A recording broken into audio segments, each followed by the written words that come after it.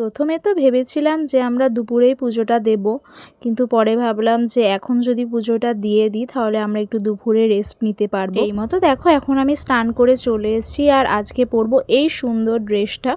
এইটা আমি এর আগেও পরেছি, আমার কাছে যেহেতু কোনো নতুন জামা ছিল না সেই জন্য ভাবলাম এটাই পরে নিই। এই তো দেখো এখন আমি পুরোপুরি রেডি, আর আমি রেডি হওয়ার আগেই আমার বাবাকে পাঠিয়ে দিয়েছিলাম লাইন দেওয়ার জন্য যাতে তাড়াতাড়ি হয়ে যায়। আর জানো তো রেডি হতে অনেকটাই সময় লাগে, সেই জন্য বাপি গেছে লাইন দিতে।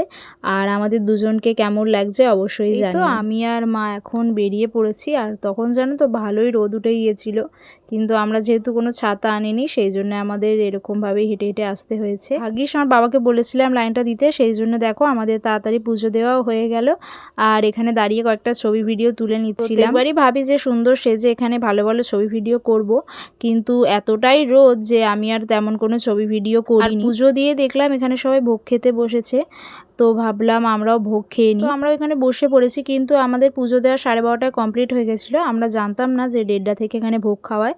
তো প্রায় 1 ঘন্টা বসার পরে দেখো এখন আমাদের ভোগ পাতে পড়ে গেছে। আর যে কোনো পুজোর প্রসাদ খাওয়া মানেই তো সেটা অমৃতের সমান। তো ফাইনালি আমরা এখন খেয়ে দিয়ে চলে এসেছি হোটেলে, আর মা বাবা ওদিকে ঘুমিয়েও পড়েছে। তো ভাবলাম আমি কয়েকটা ছবি ভিডিও করি। চলো এখনের মতো সবাইকে টাটা, আবার দেখা হবে তোমাদের সাথে পরের ভিডিওতে।